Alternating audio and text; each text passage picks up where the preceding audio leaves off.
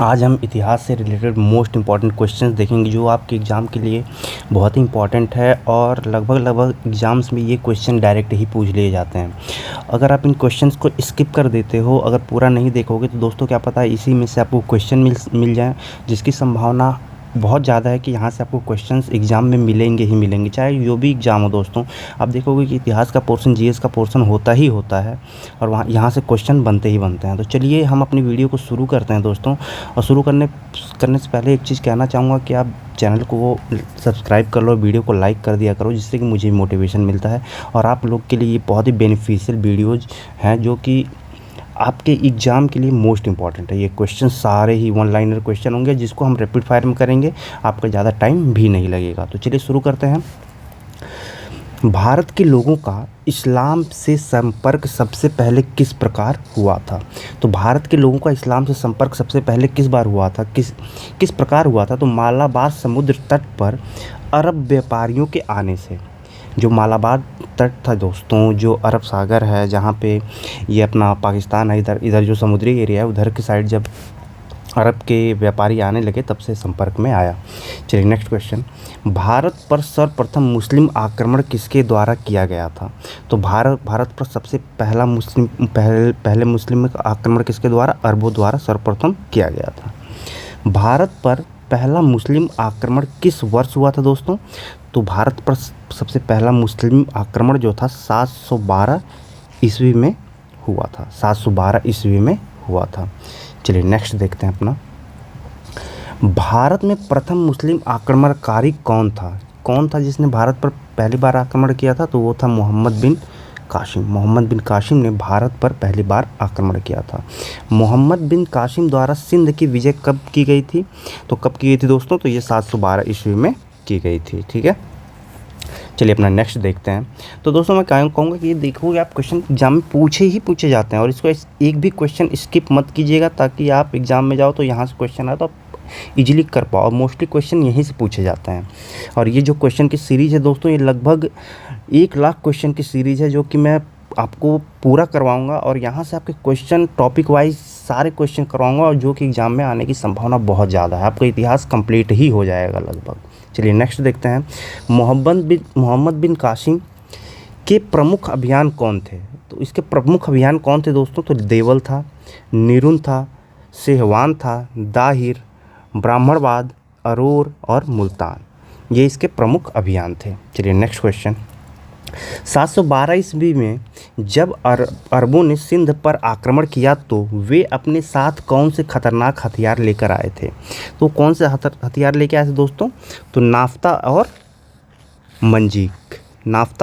मंजीक लेके आए थे। चलिए नेक्स्ट देखते हैं। अरबों की सिंध विजय का उल्लेख किस ग्रंथ में मिलता है? तो किस ग्रंथ में मिलता है दोस्तों? तो ये चचनामा में मिलता है। इंपॉर्टेंट है, चचनामा में मिलता है। नेक्स्ट, चचनामा सिंध का इतिहास है और मूल रूप से किस भाषा में लिखा गया है दोस्तों? तो ये मूल रूप से चचनामा जो था ये अरबी भाषा में लिखा गया था। मूल रूप से ये अरबी भाषा में लिखा गया था। चचनामा पूर्व मध्यकालीन भारत के किस प्रदेश के इतिहास का वर्णन करता है? तो ये किसका वर्णन करता है? सिंध का। ये किसका वर्णन करता है? सिंध का। चलिए नेक्स्ट देखते हैं।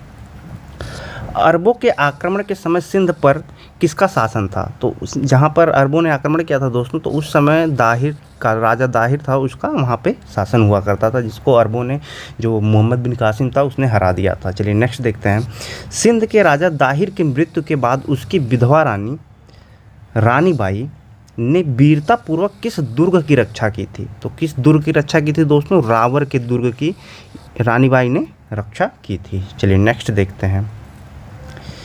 एक घटना एक परिणाम रहित विजय कथन किस आधुनिक इतिहासकार का अरबों द्वारा सिंध विजय के संदर्भ में है? तो ये लेन पूल का था।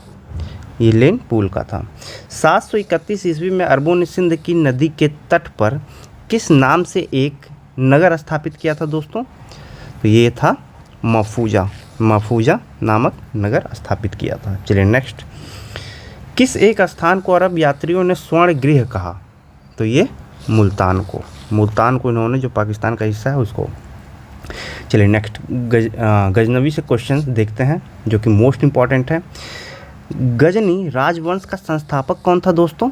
तो ये अलप्तगीन था। वहाँ का जो संस्थापक था गजनी राजवंश का, तो ये अलप्तगीन था। नेक्स्ट देखते हैं, गजनी राज्य आधुनिक समय में कहाँ पर स्थित है? तो ये अफ़गानिस्तान में आधुनिक समय में स्थित है। नेक्स्ट, महमूद गजनवी किसका पुत्र था दोस्तों? तो ये महमूद गजनवी सुबुक्तगीन का पुत्र था। नेक्स्ट, महमूद गजनवी ने भारत पर कितनी बार आक्रमण किया था? तो ये भारत पर 17 बार आक्रमण करने वाला महमूद गजनवी था। चलिए नेक्स्ट देखते हैं, कौन सा चंदेल शासक महमूद गजनवी से पराजित नहीं हुआ था? तो ये कौन थे दोस्तों? विद्याधर, जो महमूद गजनवी से पराजित नहीं हुए थे। किसने महमूद गजनवी के हमले के बाद सोमनाथ मंदिर का पुनर्निर्माण करवाया था? तो ये भीमदेव प्रथम थे, भीमदेव प्रथम ने। चलिए नेक्स्ट, सोमनाथ पर महमूद गजनवी के आक्रमण के समय चालुक्य सोलंकी वंश का गुजरात में शासक कौन था? तो ये भीम प्रथम शासक थे। नेक्स्ट, महमूद गजनवी ने सबसे पहले किसे हराया था? तो महमूद गजनवी ने सबसे पहले जयपाल को हराया था। नेक्स्ट, किस हिंदुशाही शासक ने स्वयं द्वारा प्रज्वलित चिता में कूदकर आत्मदाह कर लिया था? तो कौन? जयपाल ने, राजा जयपाल। नेक्स्ट, महमूद गजनवी के आक्रमण के समय हिंदू शाही राज्य की राजधानी कहाँ थी? तो उद्बांड थी दोस्तों, उद्भांडपुर जो है, ठीक है। चलिए नेक्स्ट देखते हैं, महमूद गजनवी को परास्त करने हेतु राजपूत शासकों के संघ का नेतृत्व किसने किया था? तो ये आनंद पाल ने किया था दोस्तों, आनंद पाल ने किया था। नेक्स्ट, महमूद गजनवी के आक्रमण के समय दीहा कहाँ की रानी थी? तो ये कश्मीर की रानी थी, दिद्दा जो थी वो कश्मीर की रानी थी, माफ़ कीजिएगा। चलिए नेक्स्ट, सुल्तान महमूद गजनवी ने 1018 ईस्वी में अपने कौन से आक्रमण में मथुरा और कन्नौज के मंदिरों को लूटा और ध्वस्त किया? ये 12वें आक्रमण में इसने मथुरा और कन्नौज के मंदिरों को लूट के वहाँ पे उसको ध्वस्त कर दिया था। नेक्स्ट देखते हैं, महमूद गजनवी के आक्रमण के समय मथुरा का शासक कौन था? मथुरा का शासक कौन था दोस्तों? तो ये कूलचंद, मथुरा का शासक कूलचंद था।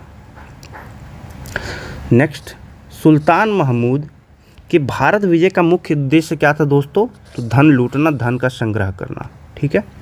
नेक्स्ट, भारत पर महमूद गजनवी के आक्रमण के समय कौन सा समुदाय भारत के तत्कालीन राज्यों के शासकों को सूचित करता है? तो जयपाल, फतेह, दाऊद और महिपाल, ठीक है।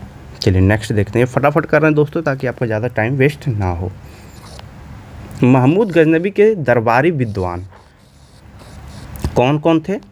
तो ये अलबरूनी था, उतबी, फराबी, उजरी, तुसी, बैहाकी, उनसुरी, फिरदौसी। इसमें से ये मोस्ट इम्पॉर्टेंट दोस्तों, फिरदौसी, अलबरूनी, उतबी और बैहाकी, ये सब इम्पॉर्टेंट है, इनके नाम याद कर लीजिएगा सबके। नेक्स्ट देखते हैं, महमूद गजनवी का दरबारी इतिहासकार कौन था दोस्तों? तो ये उतबी। तारीख़ यामनी का लेखक कौन था? इम्पॉर्टेंट है, उतबी था। नेक्स्ट देखते हैं, शाहनामा लेखक फिरदौसी किसके दरबार से संबंधित था दोस्तों? तो ये महमूद गजनवी के दरबार से संबंधित था। फिरदौसी जो था इसी का ही, इन्हीं के यहाँ लिखा करता था, ये महमूद गजनवी के यहाँ। नेक्स्ट, किसे फ़ारसी का होमर कहा गया है? तो फिरदौसी को कहा गया है। नेक्स्ट, महमूद गजनवी के साथ भारत आने वाला प्रसिद्ध इतिहासकार कौन था? तो अलबरूनी था जो महमूद गजनवी के साथ भारत आया था। अलबरूनी भारत कब आया था दोस्तों? तो अलबरूनी भारत कब आया था? 11वीं शताब्दी में भारत आया था। नेक्स्ट देखते हैं, अलबरूनी के संबंध में सत्य कथन क्या क्या है? उसका ग्रंथ उस समय के जीवंत भारत से प्रभावित था, वह संस्कृत का विद्वान था, वह त्रिकोणमिति का विशेषज्ञ था, ठीक है। चलिए नेक्स्ट देखते हैं, अलबरूनी कहाँ का रहने वाला था दोस्तों? तो ये खीवा। प्राचीन ख्वारिज़्म। नेक्स्ट, किताबुल हिंद एक किताब जो भारत के इतिहास का उल्लेख करती है, किसके द्वारा लिखी गई थी? तो ये अल-बरूनी के। इम्पॉर्टेंट है दोस्तों किताबुल हिंद। नेक्स्ट देखते हैं, अल-बरूनी की रचना किताबुल हिंद के विषय में सही कथन क्या है? तो ये पहला कथन है, भारतीय सभ्यता का संवेदनशील अध्ययन, मुख्यतः भारत के सांस्कृतिक, सामाजिक और बौद्धिक इतिहास का अध्ययन। नेक्स्ट, पुराणों का अध्ययन करने वाला प्रथम मुसलमान कौन था दोस्तों? तो ये अल-बरूनी ही था, अल-बरूनी ही था। नेक्स्ट, हिंदुओं का यह विश्वास है कि उनके देश जैसा कोई देश नहीं है, उनके राष्ट्र जैसा कोई राष्ट्र नहीं है, उनके राजाओं के समान कोई राजा नहीं, उनके विज्ञान के समान कोई विज्ञान नहीं। यह कथन किसका है दोस्तों? तो ये अल-बरूनी का कथन था। अल-बरूनी के अनुसार अंत्यज कौन थे? शूद्रों से भी निम्न लोगों के 8 शिल्पी संघ। तहकीके हिंद किसकी रचना है? तो ये अल-बरूनी की। तहकीके हिंद भी अल-बरूनी की रचना है। किताबुल हिंद और तहकीके हिंद इम्पॉर्टेंट है। नेक्स्ट, अल-बरूनी के अनुसार कुषाणों के उत्तराधिकारी कौन थे जिन्होंने 10वीं-11वीं सदी में उत्तर भारत पर शासन किया था? तो ये हिंदू शाही। महमूद गजनवी ने किसे भारतीय उपमहाद्वीप के विषय में लिखने की जिम्मेदारी दी थी दोस्तों? तो अल-बरूनी को दी थी, ये अल-बरूनी को दी थी। फतहनामा ग्रंथ का संबंध किससे है दोस्तों? तो फतहनामा जो था अरबों की सिंध विजय से था, फतहनामा जो था। चलिए नेक्स्ट देखते हैं, गजनी शासकों के सैन्य संगठन में किस जाति के लोग सम्मिलित नहीं थे? तो ये ग्रीक सम्मिलित नहीं थे। महमूद गजनवी का हिंदू सेनापति कौन था? तो ये हिंदू सेनापति तिलक। मुस्लिम विजेताओं में से किसने अपनी बहुजातीय सेना में हिंदुओं को नियुक्त किया था? तो महमूद गजनवी ने नियुक्त किया था दोस्तों। ये हम फटाफट कर रहे हैं इसलिए दोस्तों, ताकि आपका टाइम ज़्यादा वेस्ट ना हो और हम जल्दी जल्दी सारे क्वेश्चन कर लें। नेक्स्ट है, विदेशी आक्रमणकारियों में से किसने सोमनाथ मंदिर की लूट की थी? तो महमूद गजनवी ने की थी दोस्तों। ये बार बार क्वेश्चन पूछ लिया जाता है एग्जाम में। दोस्तों वीडियो को लाइक कर दीजिएगा जिससे कि मुझे भी मोटिवेशन मिलता है। चलिए नेक्स्ट देखते हैं, सोमनाथ मंदिर जिसे महमूद गजनवी ने ध्वंस किया था किस देवता से संबंधित है? तो ये शिव जी से संबंधित है दोस्तों। लाहौर में गजनी वंश का अंतिम शासक कौन था? खुसरो मलिक जो था वो अंतिम शासक था। किसने एक तरफ संस्कृत मुद्रा लेख के साथ चांदी के सिक्के निर्गत किए थे? तो ये महमूद गजनवी ने निर्गत किए थे। महमूद गजनवी के भारत आक्रमण का सर्वाधिक महत्वपूर्ण प्रभाव क्या था? तो राजनीतिक और सैनिक दुर्बलता का उजागर होना। नेक्स्ट, महमूद गजनवी के आक्रमणों का एकमात्र अस्थायी परिणाम क्या हुआ? पंजाब को उसके शासन में मिलाया जाना। पंजाब को उसके शासन में मिलाया जाना। नेक्स्ट देखते हैं, महमूद गजनवी के 17 आक्रमण कब? पहला आक्रमण जो था दोस्तों 1000 ईस्वी में सीमावर्ती नगरों पे। सीमावर्ती जो पाकिस्तान इस समय है, पहले वो भारत का हिस्सा हुआ करता था, तो वहाँ पे सीमावर्ती जो क्षेत्र थे उधर ही। दूसरा आक्रमण दोस्तों पंजाब भारत। तीसरा आक्रमण 1003 से 1004 के बीच भेरा और उच्च में। चौथा आक्रमण 1005 से 1006 मुल्तान पे, पाकिस्तान का हिस्सा जो है। नेक्स्ट, पाँचवा आक्रमण 1007 ईस्वी पंजाब पे। छठा आक्रमण 1008 ईस्वी में बहिंद आनंद पाल द्वारा संगठित संघ के विरुद्ध। सातवां आक्रमण 1009 में नगरकोट में। आठवां आक्रमण 1010 ईस्वी में मुल्तान पे। नौवां आक्रमण 1013 से 1014 आनंद पाल हिंदू शाही राज्य के विरुद्ध। 10वां आक्रमण 1014 ईस्वी में थानेश्वर में किया गया था। 11वां आक्रमण कश्मीर। 12वां आक्रमण कन्नौज, बरन और महावन जो बुलंदशहर और मथुरा है। 13वां आक्रमण मथुरा पे। 14वां आक्रमण जो था वृंदावन कन्नौज। 15वां आक्रमण जो था दोस्तों 1019 से चंदेल राज्य के विरुद्ध। 16वां आक्रमण 1021 से 22 ग्वालियर कालिंजर। और सबसे इम्पोर्टेंट 17वां आक्रमण जो था दोस्तों, ये एग्जाम में पूछा जाता है, सोमनाथ मंदिर पे। पहला आक्रमण और अंतिम आक्रमण ज़्यादातर पूछ लिया जाता है। तो ये कुछ इंपॉर्टेंट क्वेश्चन से दोस्तों जो भी आप देखें अभी, ये सारे इंपॉर्टेंट हैं और एग्ज़ाम के पॉइंट ऑफ व्यू से बहुत इंपॉर्टेंट है। और आप इनको 1-2 बार रिपीट करोगे तो आपको ये सारे क्वेश्चंस याद हो जाएंगे और क्वेश्चंस यहीं से बनते हैं। तो चलिए मिलते हैं नेक्स्ट वीडियो में। वीडियो को लाइक कर दीजिएगा, चैनल को सब्सक्राइब कर लीजिए, ताकि 1 लाख की जो हमारी ये सीरीज़ है ये कंप्लीट हम लोग कर पाएँ और आपके इतिहास से जो भी जीएस से रिलेटेड क्वेश्चन आएंगे वो कंप्लीट हो जाएंगे। चलिए मिलते हैं नेक्स्ट वीडियो में। धन्यवाद।